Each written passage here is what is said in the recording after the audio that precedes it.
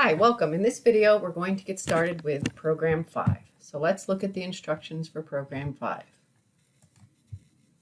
All right, so Program 5, we're going to continue working with our coffee shop. I want to point out that I have added another warning here because I'm getting scanf warnings and in my Visual Studio compiler, so I will talk about that when I set up my project. But first, let's just take a look at the features of this assignment. So we're going to be continuing from Program 3 and Program 4. So if you already implemented Program 3 and Program 4 successfully, you will be using a lot of features from those programs in order to do this assignment. So now we're going to read the account balance from a text file. So you're going to have a text file that the one that I provided for you starts it off at $5. So instead of initializing your balance to $5, you're going to connect to an input, a file called account balance, and you're going to read the number from that account balance. And then you're going to connect to that same file at the end of the program and write the new balance into it. So we're going to be using the same file to read in the account balance and to save the same account, save how much money is left. So then the next time you run, then you close the application, then the next time you run the application, it will actually read in the amount that was left before. So it's just simulating. Obviously, there are a lot of features that could be done better, but if you start working on it and you've seen how things have been going, that, you know, the more features you add, the more complicated the implementation becomes. So we're going to have these options. These are the options I believe that were in Program 4. You enter S and you can see the available snacks. You enter O if you want to make an order. You enter B if you want to check your account balance. You enter A to add money, and you enter Q to quit. So basically we're going to take Program 4 and then implement all these features that some of them we did in Program 3 and some of them are a little bit different for this program. So you're going to enter Q to quit. That means that the user will enter a Q to end it and actually anything else to continue. So I'm just going to choose to tell the user to enter Y, but Q will make the program's end.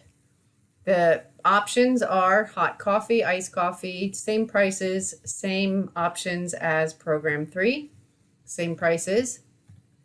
So here are your function prototypes. Your function prototypes, you'll have a greeting function. You'll have an option list function. This function is going to display the program, the options, and return the choice. So you're going to declare the character in here, display all those options, and then return that character. Then you're going to process the option. You're going to send over the character to this function. It's going to make its own copy of that character.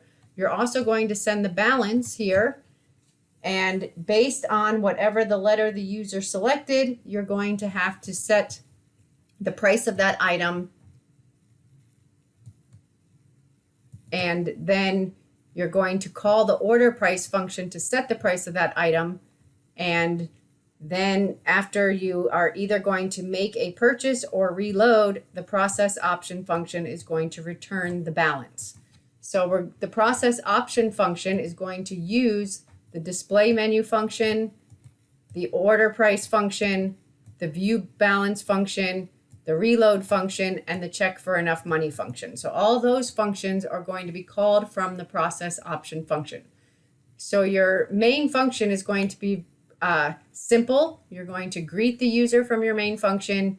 You're going to present, call the option list function, and then you're going to connect and get the balance from the file, and then you're going to pass all the work over to the process option function, and then your process option function is going to offload its work onto all of these other functions. So let's see. Again, you should only do 1 or 2 or 3 lines of code at the most, one area at a time. Test while you're going. Please do not wait until the last minute to do this assignment. There's no reason to wait until the last minute to do this assignment. This assignment doesn't use anything new. You could have done this assignment in after Module 4, Module 5, because this assignment does not use any pointers or anything fancy. It's just more and more practice using functions. So let's take a look at the sample output. Clearly, you should be very familiar with this assignment because you hopefully, by the time you're watching this video, you have already done the algorithm assignment. So the sample output, I will add the sample output also to this assignment. So the sample output here connects to the input file and output, connects to the account balance file and reads in the value from there. Greets the user, asks the user what they would like to do, and displays those options. The user picks the option S, then it displays the snacks. Then it's going to say select another option. Because the user did not pick Q, it's going to continue to just display these options. That's in the function. Then you put B, that displays your balance. Then what would you like to do? O, you would like to make an order. So if you would like to make an order, I'm choosing to display the balance so they know how much they have. They select their item, they purchase their item, and then I display the balance again. Since display the balance is a function, it's very easy to just display the balance each time. Now the user knows they have only 32 cents, but they selected O again and want to make an order. It doesn't matter what they try to order, they do not have enough money. So I'm going to tell them that they do not have enough money, and it's not going to automatically prompt for money. They're going to have to go back and add and select A from the main menu to add money. And then once they add money, they're going to have to reselect what they want to purchase. So it's not going to remember what they wanted to purchase, and it's not going to automatically add money. I know that those would be great features to add.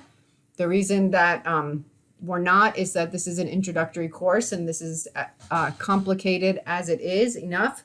So we're not going to add those features, but and there's always going to be extra features that you want to add. There's always going to be more things you want to do. So I'm drawing the line at, we're not going to remember what they wanted to buy because they didn't have enough money. And the user had the option to see that they didn't have enough money.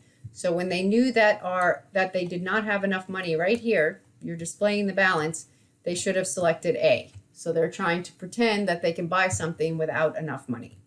So now when they select A, you do not have to, you can allow only a certain amount of money to be added, but you don't have to require it, and the grader is not going to test with outrageous amounts of money. They don't have time to test all of your programs with crazy amounts of money, so you can assume that the user is going to reload with an amount of money that they can afford.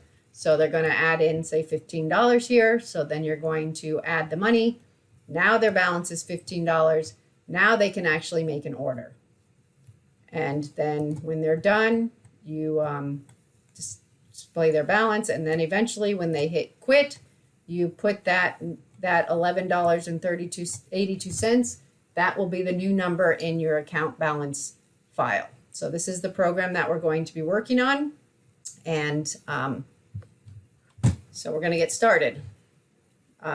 Probably in the next video, just because I want to get started at the beginning of a video. So this is the overview of the assignment, and I have included here with the assignment, I have included for you, depending on which strategy you like to use, you can, that's the algorithm assignment, sorry. By the time you get to this video, hopefully you've already done your algorithm assignment. So I have provided step-by-step instructions, and then the video is going to be here. This is the account balance file. It's just a file that has $5 in it. And then after, if I did the exact same, selections that I did in the last video, then when I'm done, this would have $11.82 in it. You do not need to submit the account balance file when you submit your assignment. The grader will create their own project and copy and paste your code into their own project. And you have step-by-step instructions, and I also have provided incomplete code to help you get started. So in the next video, we will download the code and download the account balance and get started implementing the assignment.